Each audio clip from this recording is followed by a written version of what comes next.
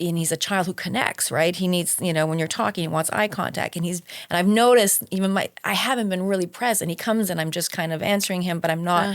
So I was like, why am I feeling What's pushed my away role from here? him? I'm actually not that present with him. And, this is an important phase for him. So I need to, put that aside for myself. Welcome back to How Are You Arriving? I am offering you today the final interview in my series on looking back and leaping ahead, the lessons that we've learned. Today, I interviewed Mel Beattie, who is a hoot. She's smart, she's savvy, she's my neighbor. She's a mother, she's a business school grad, she's a very savvy politician, and a volunteer extraordinaire who is really turning over a new leaf that I think will be inspiring to all of you. Enjoy. Welcome to How Are You Arriving? Conversations with Cristina Young. After 13 years of leading weekly parenting groups, I'm bringing my favorite question to the mic. How are you arriving? These honest conversations go beyond small talk into family dynamics, parenting, wellness, tough decisions, aging, and what it means to live authentically. If you're craving real talk with heart, you're in the right place. Welcome to How Are You Arriving? I am so thrilled to welcome Mel Beattie to the show. And I'm kind of doing a series here. You're the third person I'm interviewing on this topic of transitions. So it's really been on my mind how we move from one season, like we're coming out of summer, into the next season. Even here in Miami, we kind of have a fall, or at least on the calendar, we have a fall. And it's just always interesting to me to reflect on what were our expectations? What did we actually learn? What did we actually do? What are the lessons that we're bringing with us into the next part of the calendar? So that's a little bit about what I want to discuss today. And through all of that, I just want to make sure that we're talking about the importance of pausing and really taking note of things that we learned before just rushing into the next chapter, which we have a tendency to do. And especially if we have kids, we move quickly, right? So Absolutely. the question for you, Mel, is how are you arriving? How's August treating you? Well, the end of the summer with the kids, and it's always a mixed feeling because it's a nice rhythm to not be on a schedule all summer. But I am at this point, in which always happens about a couple of weeks before kids start school, where you're ready to get back into a routine. And it's not so much not wanting to be with the kids; it's just reclaiming some of your time, right? Absolutely. And then being part of a new chapter in the next few months, just recently going through the divorce, I had made the decision that this fall was going to be my rest period. So talking about transition, I kind of prepared slowly over the last few months. I left a lot of boards. I left a lot of responsibilities. And so I'm forcing myself to go against my natural grain, which is just keep on taking on a lot of projects. And I'm wanting to force myself to take time to read in the middle of the day instead of at night when the day's over and in bed tired. That's dreamy. And just do some classes and just not throw myself into taking any responsibilities. Okay, so I have to slow you down on this point because this is very, very rich. And I know so many of my listeners will be able to relate because I can so relate. What is it that drove you to make the decision, I got to slow myself down? Where did that come from? Yeah, I think you start doing a lot of stuff and you're not enjoying it anymore. You do it by responsibility, by habit, by, just because it's expected from you and you've always done it. And then you just realize you're not getting the pleasure you used to have in doing these things. Like it just weighs on you instead of being excited about it. And I think the accumulation, the last few years was, the marriage issues, the kids getting older through their teen years, being close to 50, there's a lot of things you start to look at differently. And there's a little bit of that selfishness you start reclaiming. And I think you realize that you have to be a little more gentle with yourself. So I'm sort of less in that, I'm transitioning from wanting to arm wrestle everything in my life to wanting it to come a little easier and more gentle with myself. And I think that was part of just stepping away from a lot of these responsibility that's kind of defined me for the longest time, and just resetting and figuring who am I without all these titles and these little responsibilities, and how do I reinvent myself based on not having those titles and jobs, right? So interesting. So it's like you had to give yourself permission to be this sort of new, freer, more evolved, almost 50 version of Mel. Correct. And because I see what you're saying about you have very much the part of you that I know defined yourself by all of these incredible titles and achievements. And like you said, all of the community service and sitting on boards. And it's very much how I think you're known. And Mel, we live in the same neighborhood. So, we hear your name and it's always lauded as like, oh, she does so much for everybody. And it's just a very interesting turning point, as you said, to maybe be a little bit more selfish now. Yeah. Yeah. And I know it's funny how we call it selfish, right? But it's yeah, I'm sure we could come up with some other words for it. We need to find another word, right? Yeah, well, because it's terrible to say. It's like we're trained as mothers, like, God forbid you think about yourself and your own wants and desires. But it's not, it's much more about sort of investing in the future you, the future version of you, the long-term you. How do we help invest in her so she feels like she matters and she's valued and she feels more true to herself? Yeah, and I think what happens too is that there is a part of our lives where we, as females in general, we do get a great amount of pleasure and satisfaction in being there for everyone else. Absolutely. So there's a period of our life that really serves us in feeling good about ourselves. And there's no struggle in that period. No. Internally, it comes easily. Just is like, this is what I do. Correct. And this is who I am. Correct. And then slowly there's that voice that starts to creep up of like, ooh, this is feeling a little bit more like a struggle now. And maybe the parenting in the, being in marriage or in the role of a parent kind of wakes that up, because the amount of giving and doing for other people just becomes so much more than what you're receiving, right? Yeah. And maybe, I don't know, but I just think that you just start feeling that it's depleting you. It's no more lifting you up, and there's no more of like I said before, of a pleasure in doing so much. You just start feeling it. The weight of it. There was a friend of mine, or this author who, Mindy Peltz, and I don't know if we talked about that before. Yes. Yeah, okay. Yeah. But recently I was having dinner for the book fair with her, and she was explaining to me this new book she's working on, which is about menopause. Yep. And she was describing this hormone that us women start producing when we are entering puberty. And I can't remember the name of the hormone, but basically it's a hormone that turns you into a people pleaser. I love this. You told me about this, Mel, and it's fascinating. Isn't that fascinating? And so even like we are, in a way biologically created to become pleasers and to which makes sense. I mean, we got to have that to be raising families. Yeah, right? Because that drive comes from somewhere. And it's always interesting to be able to see, that drive is actually physically based. Yes. There's something occurring in my body it's not just my childhood. I mean, exactly. It's a hormonal thing. It's contributing. Yeah. You know what that is akin to for me is I've seen several articles recently where they talk about, and again, I don't know the name of it, and I don't even know if you can call it a hormone, but there's some thing that happens when the mother carries the baby, whereby once the baby's born, and like now all my babies live in New York, there's still some DNA connection that you carry. And it is uncanny how frequently I tap into that. Now that I've read it a couple of places, and I'm like, I didn't sleep well. And then it turns out I'll talk to one of my kids the next morning and they had something happen during the night.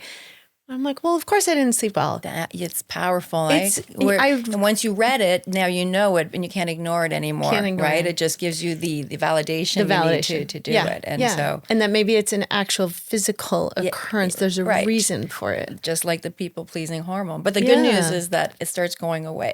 Yeah, exactly. So once we start getting close to menopause, which we're saying is we stop producing this hormone. Well, so that's what I wanted to ask you about in terms of sort of lessons learned in transitions. I'm always curious to know, where do these feelings come from? So now you're talking about, okay, people-pleasing hormone dissipating, thank goodness. You're tuning into yourself more. Is there anyone in your life who you can look to and be like, actually, it's because of either the way I was raised or conversations I had with these people in my work or my friends or my extended family. Is there anyone who sort of took you by the hand, even metaphorically, and kind of led you to this place of like, no, Mel, now you focus on yourself? Or was it all an internal job entirely? Definitely, there's a good support system of women around me. I just got the best of friends, and like good girlfriends, what they do. Yes. You are on this team, they're on that team with you. That's You're right. on that path, they're with Yes. you. So I think that's a good thing of friends, is that they're cheering you on, and no matter where you're at. And I certainly had a lot of good support from my friends who are just always encouraging me of feeling good about myself, right? And so, and I think, but I think a big part for me, the that kind of woke this up, I guess, to start reassessing what works for me and what doesn't. It was, struggling in a marriage, and you start having to pull back a lot of your power back to you.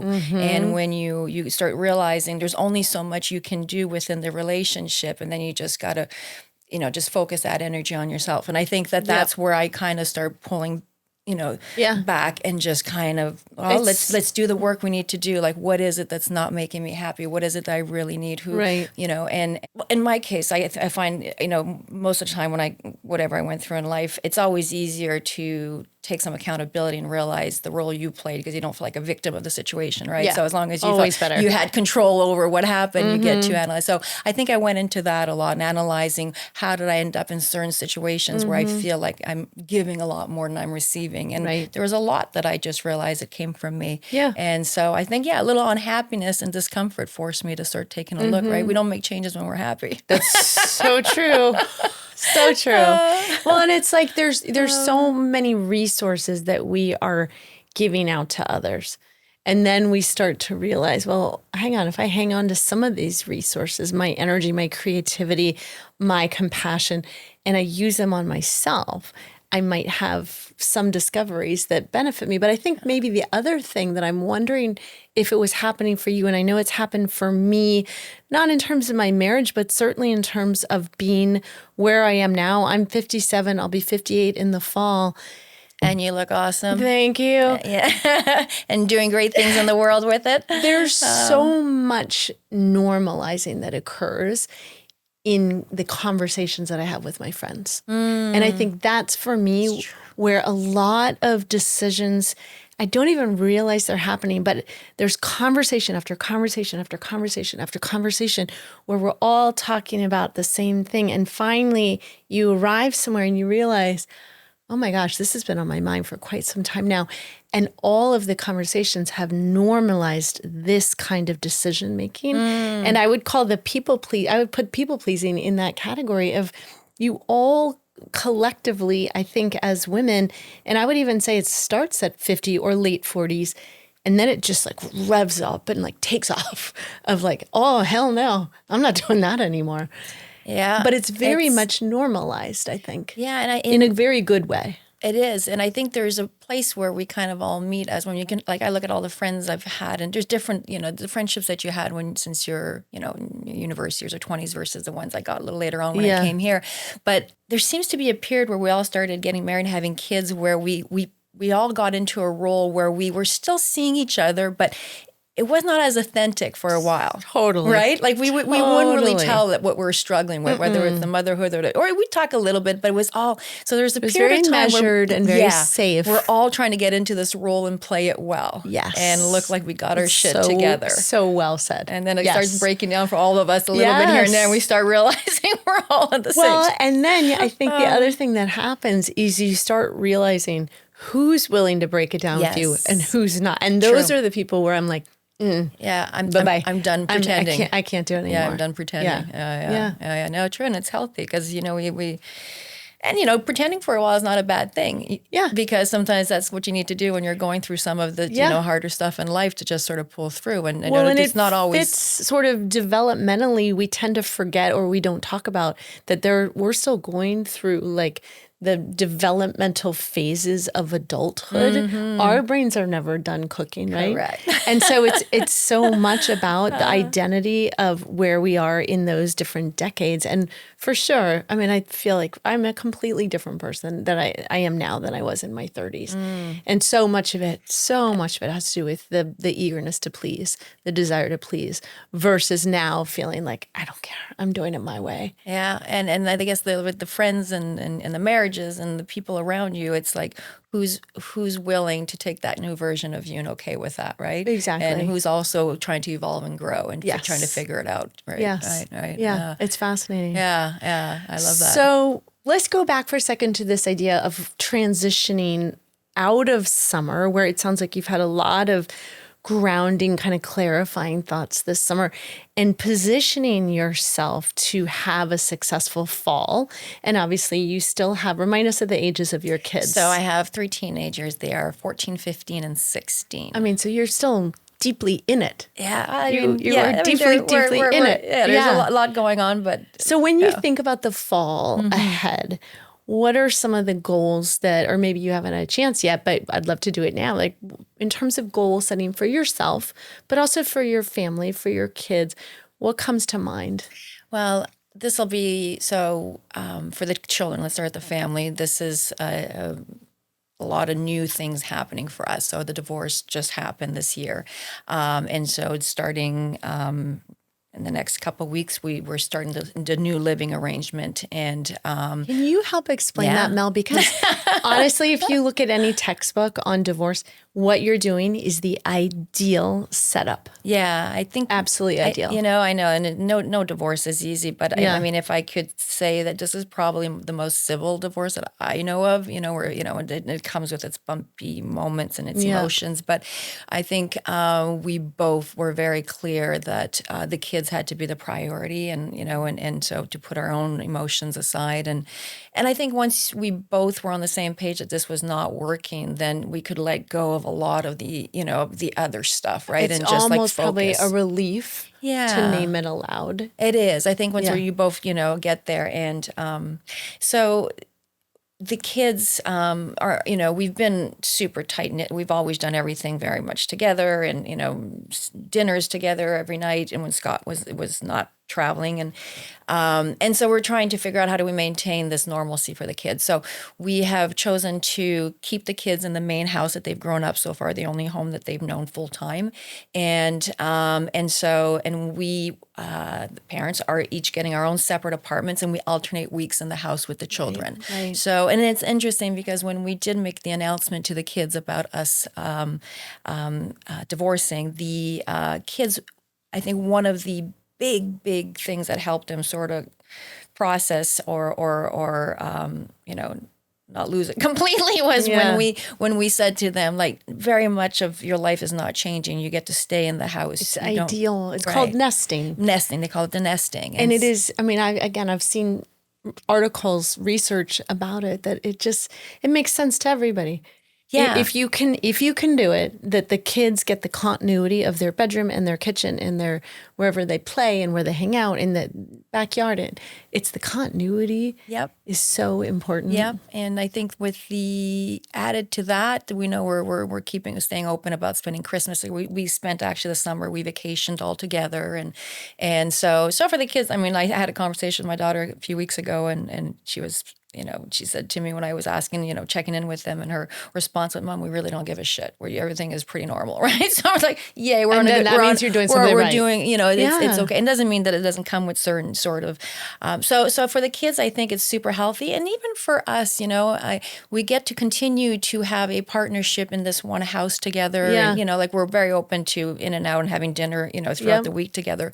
But then there's kind of something nice of having when you're starting your own personal time again and personal life, to have it separate from where you're raising a family, It's and that fantastic. energy, because Yeah. I call it my little nest. I got Yeah. a place where it just feels like a nest. It's just where I go in there and it's quiet and it's just my little world of books and, Yes. and rest and Yep. resetting. And so there's something kind of interesting in this And period it to go goes through to, that. again, the how you are going to define yourself post-marriage. Yeah. What is this newer version of Mel going to look like? True. And even just in the little ways that you choose this pillow, but not that pillow. Those are the Correct. kind of pillows I had at the house, but this is the kind I want here. It's very funny. It's got to yeah. feel good. Yeah, no, it is. And it is. And Yeah. it also says so much about you and Scott and your ability to regulate your own emotions that you can hang out all together, even though now it's out in the open.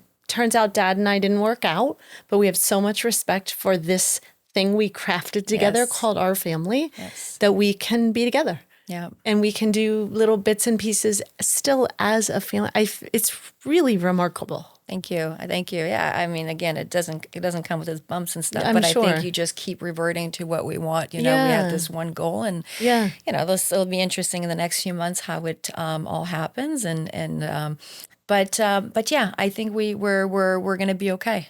It also speaks to the neuroplasticity of our brain and the ability to compartmentalize. And at this age, I would like to think that most adults are very good at compartmentalize. There have been so many opportunities to do so successfully.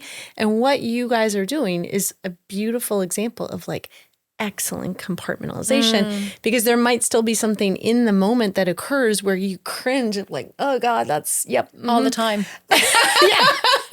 And maybe the same for Scott. All the time. But the ability to set it aside is the most remarkable mental gymnastics. It is. It's Yeah. incredible. And it'll be fascinating one day, years from now, to talk to your kids and hear sort of their meta-analysis of what they witnessed and what they made of it. Very true. It'll be Very really true. fascinating. And because it's interesting. I'm seeing the three of them, and I know they're processing a little bit differently. Of right? course. And so yes, yeah. I think if I just look at my youngest one, it's different because he doesn't express as much as my two other ones. So Yeah. you're kind of trying to Read extract. in And between the he's lines. more of a people pleaser. So he just wants to make sure everyone's okay, Oh, which is really, yes. really sweet. And it's funny, just this morning I was checking in with myself I was feeling a little bit of resistance coming from him the last couple of weeks and I realized, again, just where does my role come into this? And I've been a bit distracted because the changes are coming. There's a lot happening. Yeah. And so and he's a child who connects, right? He needs, when you're talking, he wants eye contact. And I've noticed I haven't been really present. He comes and I'm just kind of answering him, but I'm not. So I was like, why am I feeling What's pushed my away role from here? him? I'm actually not that present with him. And, this is an important phase for him. So I need to, put that aside for myself. And What a blessing for him that he has a mom that knows how to pause and do a little self-analysis, something's not right. What am I feeling? Where's it coming from? I mean, just like our parents did for us, right? yeah, not so much. I mean, it is so lucky that you are in the habit of doing that. But it's also, from the conversations that you and I have had, it sounds like you are somebody who is regularly in the process of self-examination.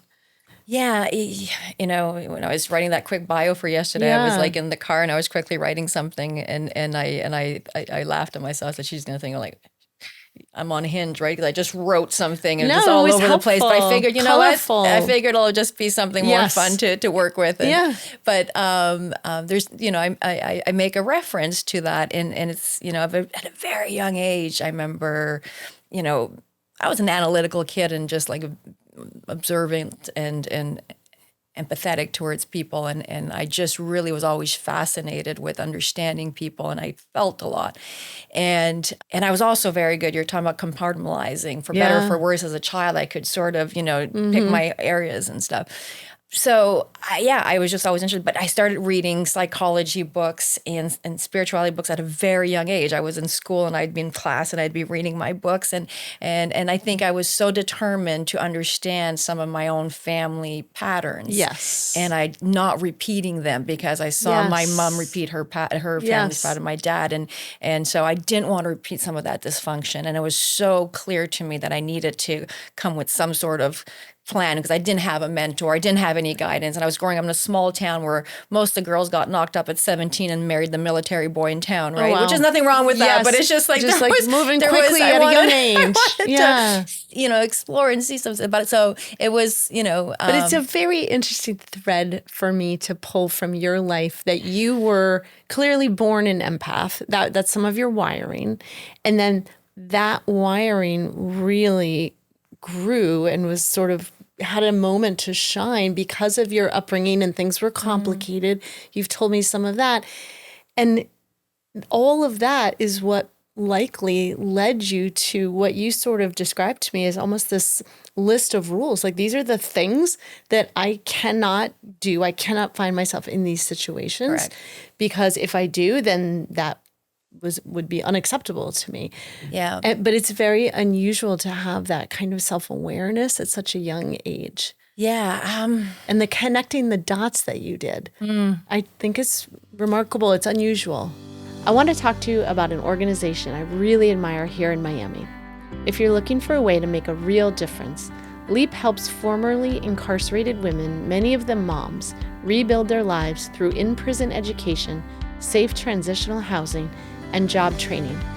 Learn more at leapforladies.org and be a part of a woman's second chance. My father was had a way of talking about certain things very openly, so I think that kind of may have helped. Yes. And to sort of being open-minded to a little bit of beyond your little.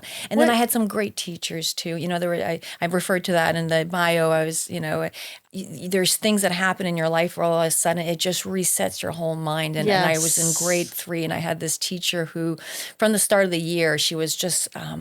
She was a teacher that some kids didn't like because she was in your face and she was not necessarily nice and gentle. She was pushing you to become a better human being. And there was one of these lectures she gave in class, and I would have sworn she was staring right at me while she was saying it. But she was talking to the class, and the situation at home was very volatile, and it was violent, and it was just crazy all the time, and it was exhausting.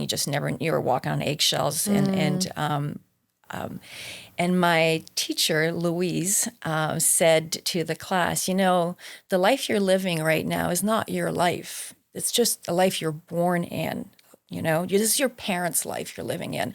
And in a few years from now, you're going to be an adult and you're going to get to have a life that you want to make for yourself. Wow. And your job right now is to put all the pieces together to help yourself for the day that you are on your own, making your choices and creating a life you want, that you made a bunch of good decisions to get you there. That's incredible. It was incredible. No to one talk was to. talking to me like that. You said you were in third grade? Third grade. So that means we were what, 8 or 9 years old? 9 years old.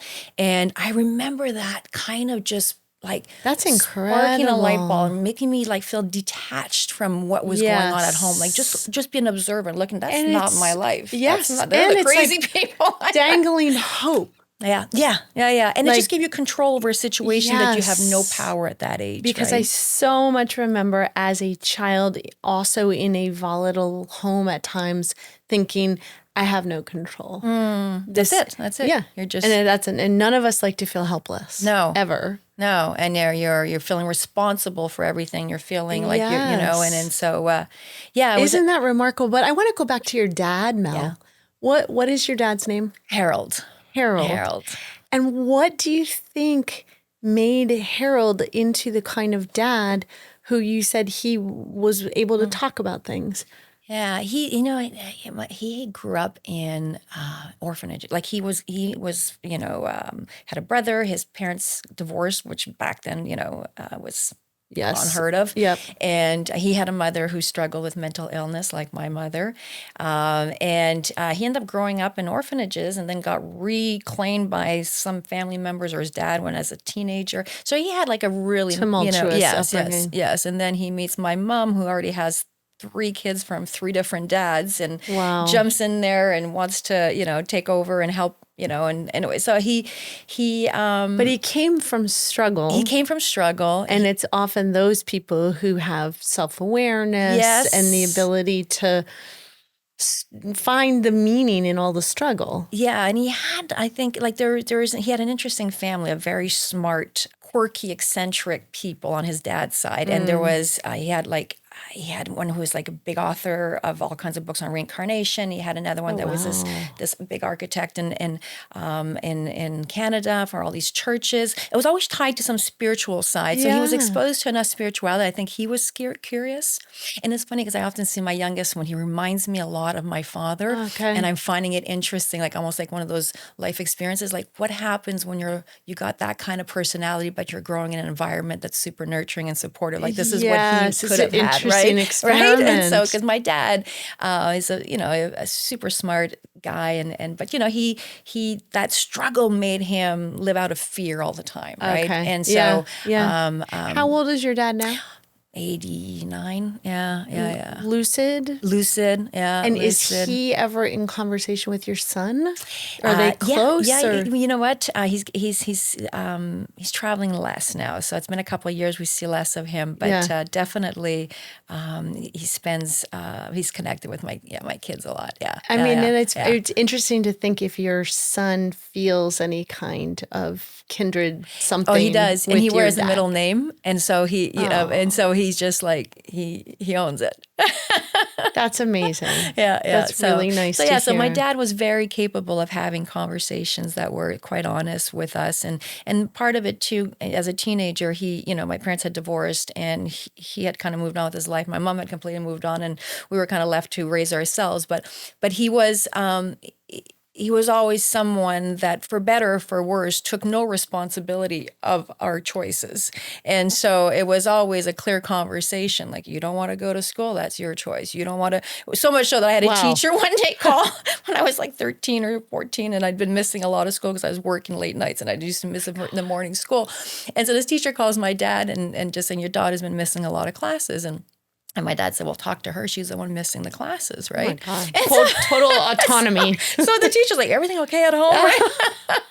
Isn't that fascinating? But for better or for worse. And in a sense, like, you knew you owned your own decisions. And so, no one was bailing you out, so you had to figure it out. I mean, it's actually a fascinating combination when you are thinking about like drawing up the characteristics of a perfect dad. I would certainly choose one who's able to talk about everything, which it sounds like he could, and one who's able to say, no, my kid's in her lane and she's autonomous and she's accountable for her own decision making. Those are actually very admirable traits in a parental figure. And I think there's two things coming. I often think like, wow, that served me perfect for me, But I think that's the thing, is that you realize when you have many kids, like, it worked for me, but it didn't work for my little brother. He needed the framing, right? Yep. And so that's the thing, is you got to realize each kid needs different things. Different. Right, I know. right. And it's very funny because so much of my childhood, I look back and I think to myself, I see so many positives that served, and at the end, right? Because it's easy, and now that we're here, that we're like, life turned out okay. We turned out together, know. But at the same time, I wouldn't want my kids to go through any of it. So it's kind of like a sort of contradiction, right? I find the same for myself. There were many conflicts, but I'm the youngest of three. I'm super independent. I've always been very self-driven and motivated. And I think I sort of, as a very young person, like sussed up and was like, okay, I guess I'm going to do it myself. And like, I will take care of myself and my needs. People are a little scattered and frazzled here. And it's an amazing thing to be able to take care of your own needs, It is. I mean, it gives you a lot of power, but it also, I'm sure you've heard people say, like, we don't need to worry about you. And when you keep hearing that over and over in your life, you're just like, no, sometimes it'd be nice if you did. I know. Well, that makes me think about my middle daughter, who's 23, crazy independent. She reminds me of myself in many ways.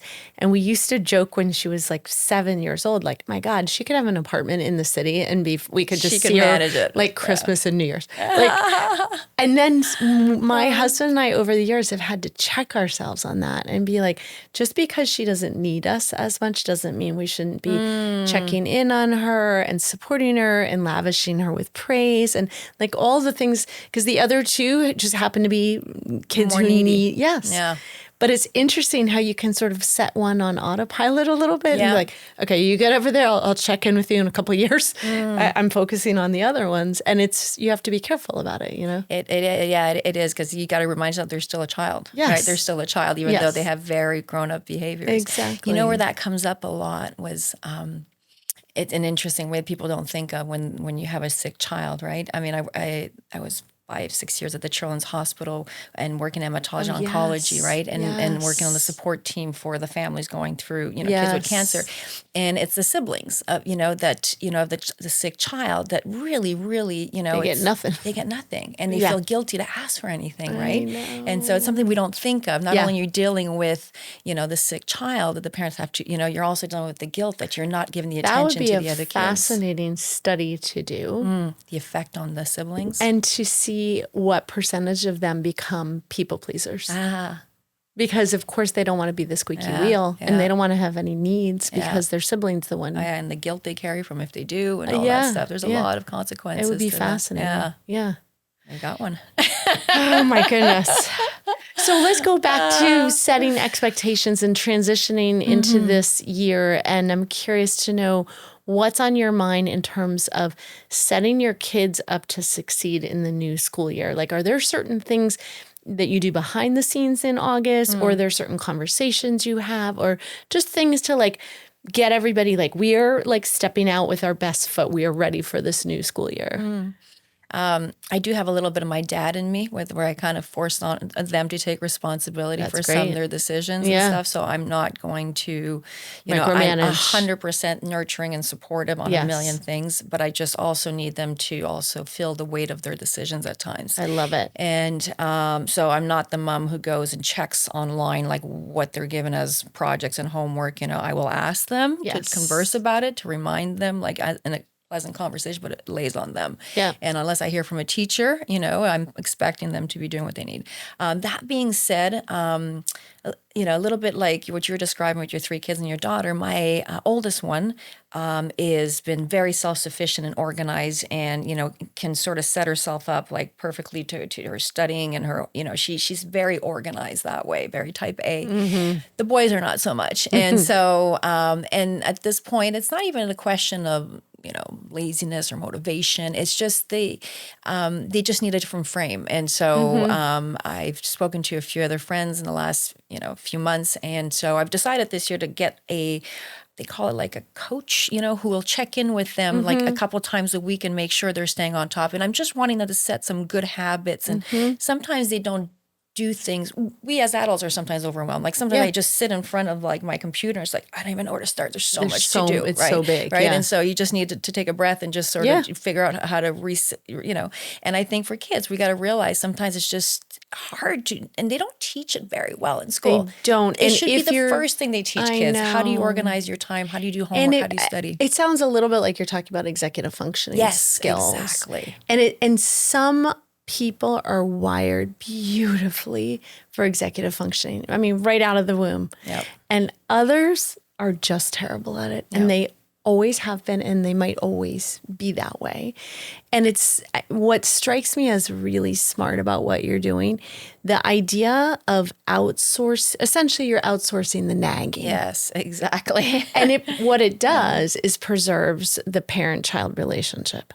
Yeah. Because what we don't want for you is to be the constant nag, but what you're recognizing is somebody's got to be nagging.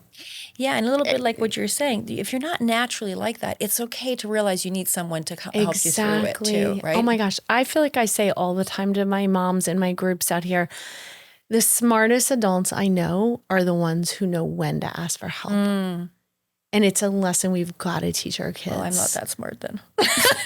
Not I don't true. ask for help enough, but No, but you're asking for help. You're getting the I'm coach. teasing, I'm teasing. You're getting the coach for the kids. But yeah, the kids, you want Which them is to so know that it's okay to smart. do that, right? And not wait till, Yeah. I don't want to wait till we're in a crisis and No. then they feel like their self-confidence is low. This is just like preventive. Totally. Right. It's also has to do in my book with acceptance.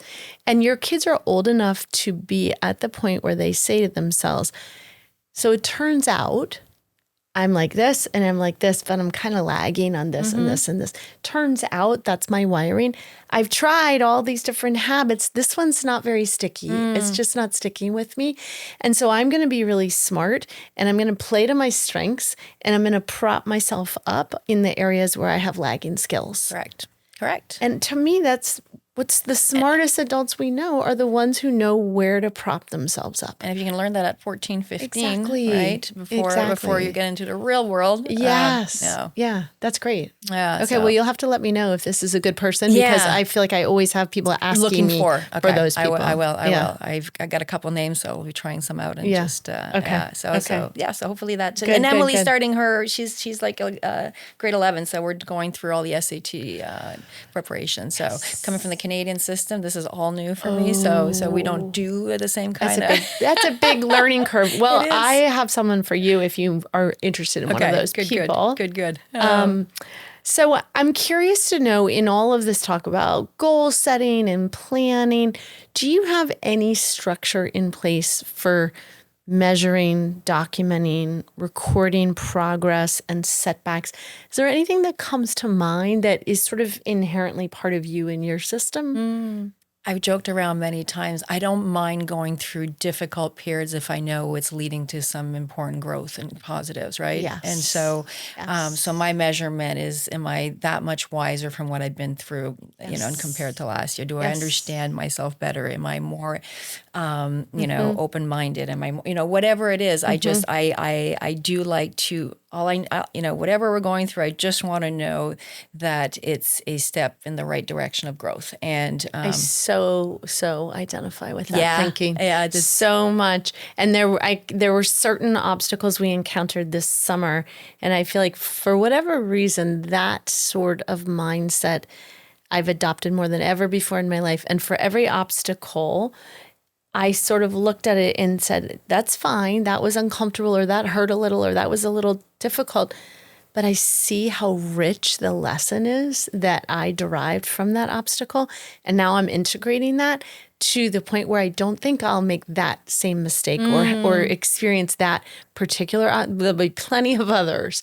But for me, it's the same. Like, okay, yeah, maybe it hurt, but as long as I got the lesson out of it, it's so rich. Yes. And sometimes you don't get it right away. No, and you got to trust the process. Yes. But, that's the thing. You look back and you say, that all came together. That's why I wasn't ready to get this one thing that I thought needed to happen. Right. And it's even like, it's my prayers and my meditations have evolved where I don't even ask or wish for any specific outcome. Yeah. I just want, all I'm asking for is clear guidance and just like, may the greater good for myself. And, like, there's no more like an attachment to a specific, because you keep realizing over and over in your life, like it's not there. It's not, it's not a specific, we're going after a feeling. And I just want to feel, strong, peaceful, love. I feel like the conversation at our house, which is such an empty house these days because everybody's in New York, the kids, and it's just me and my husband and the dog. That's different. But we still are in conversation a lot, and poor guy is married to a therapist. So there's a lot of talking. There's so much talking that goes on, but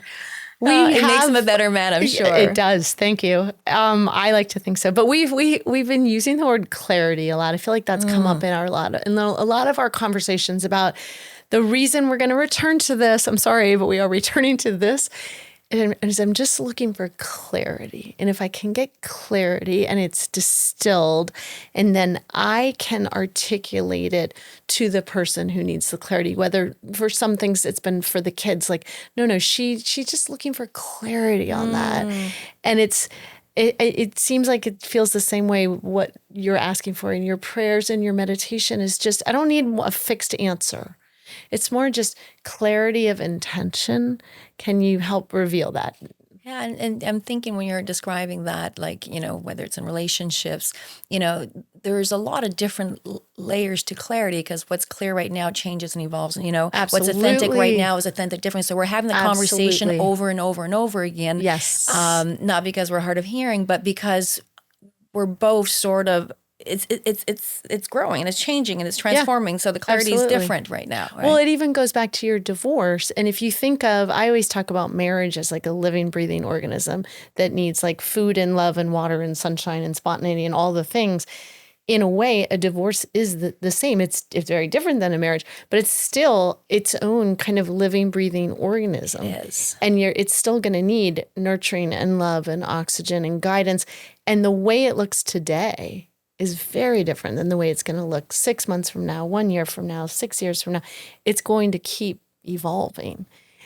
And that's probably one of the conversations that we don't have early on in marriages, right? And so because you find Yes. yourself at some Yes. point where the disconnect comes from one person just wanting things to stay the same or as they were, while the other one's Yes. like, that's not me anymore. No. I'm not No. there. And so I think about it a lot with kids, my kids' ages, and two of them are actually in very serious relationships. And I think a lot about, gosh, when the time comes and anybody asks, like good old mom, for some marriage advice, I feel like it's one of the things I want to say is like, you have to pour so much love and energy into this thing. You have to think of it like a plant that's growing in your house, and it's going to change. And the way you fell in love and the way you put yourselves together as a couple here is going to look entirely different. It is constantly in motion. I got a question for you. Why do you think that you need to wait till they're talking about marriage to have that conversation? Believe me,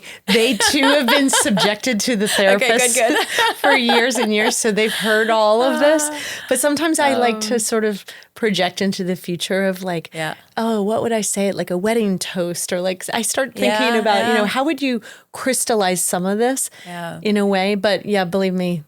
Yeah, and had to I listen. think it's important to hear these things, and there's so many of these conversations we have in our life where we read something or someone told us about something, and it's there, but we don't really listen to it until Until we can apply it until to we our can own apply it, right? So, experience. but it's still good that the seed is there that you come That's back right. to that reference, That's and right. and it's just like Yes. I make, have to give you a really pertinent example. When we were raising the kids and everybody was home and family dinners, and everybody used to roll their eyes and groan a little bit, but then they would all eventually do it. I would say, we're going to go around the table and say one thing we're grateful for. I love that. And one prayer that you want to say on behalf of someone who's probably struggling more than yourself. And my husband and I would always say that one. First of all, they never didn't have an answer. They always were. They would sometimes like, let me think. They always came up with someone. Oh wow! And the person they came up with and the story around it was so telling of where your kid was in their maturity and their empathy and their ability what to touched them, or what touched scared them, or what. So my 25-year-old daughter told me the other night, I was like, thank you, the fruits of my labor. She called and she's like, Mom, I just want you to know that her boyfriend is Lachlan. She's like, I make Lachlan do the grateful for and prayer for at dinner. And she's like, and he actually likes it. Like, and I was like, oh, I'm so glad that it actually matters to you and it stayed with you. It's amazing how those things, like they roll their eyes, but then it really puts an imprint in them. And once they understand, honestly, how it it's affected the best them. part of the kids this age. But I never heard that part, like the second part of the question, because we did the best part of your day, the rose something and nice you thorn did, or something, yes. But that, what you described, talk about, going around through their knowing that they're going to see Mom, we're going to have this question. I know. They have to pay attention. The other part that I loved about it is that I always required my husband and I to answer all the questions too.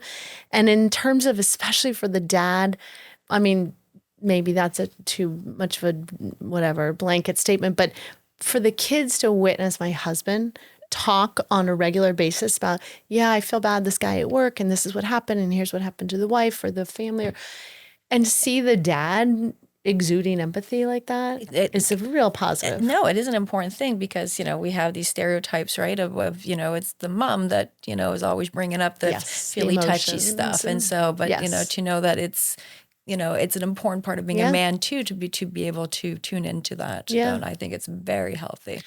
Before we wrap up, I just want to go back again. I'm really fascinated for myself, and I'm subjecting my guests to the same question, with that notion of how do we measure internal progress? What are the markers that we set for ourselves once we establish a goal that allow us to see, oh, wait, I actually can. I mean, a simple example is like, okay, I used to be able to do 10 push-ups. Now I can do 25. Okay, that's a really nice, clear marker of progress.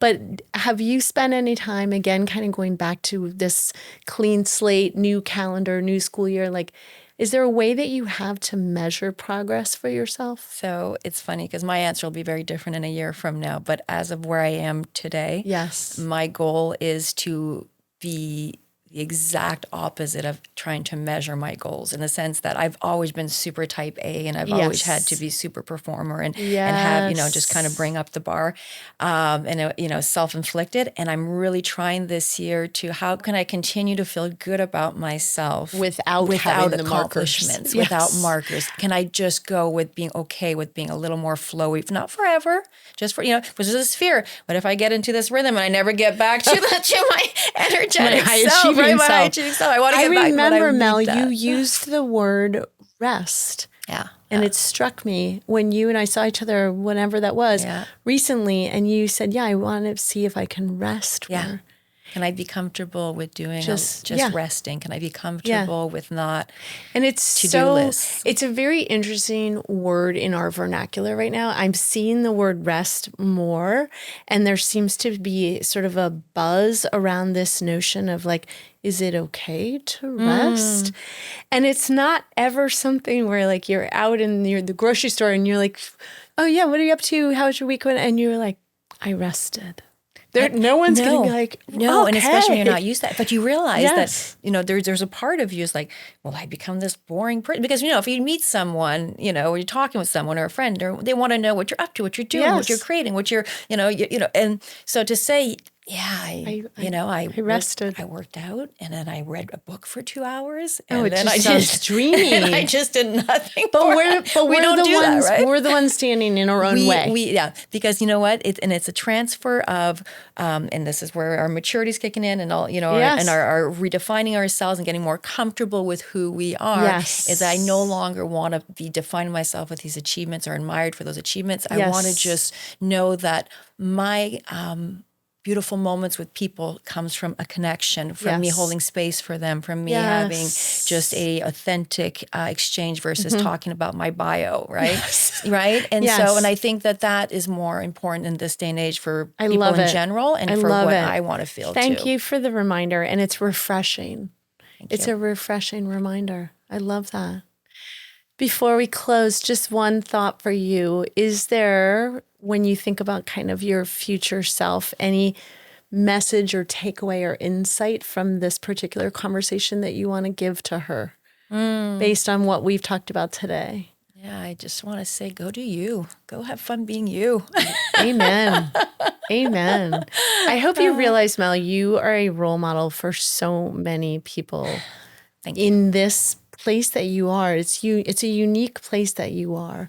And I just hope you keep spreading the good word about what you're doing and the way that you're doing it. Seriously. Appreciate it. It's inspiring. Appreciate it coming from you, Christina. Yeah, of course. Thank you so much for being here. Me. I appreciate your time. It was a lot of fun. Thank you for listening to this episode of How Are You Arriving? Please follow me on Instagram at CMY Therapy. As always, like, follow, and subscribe. See you next time.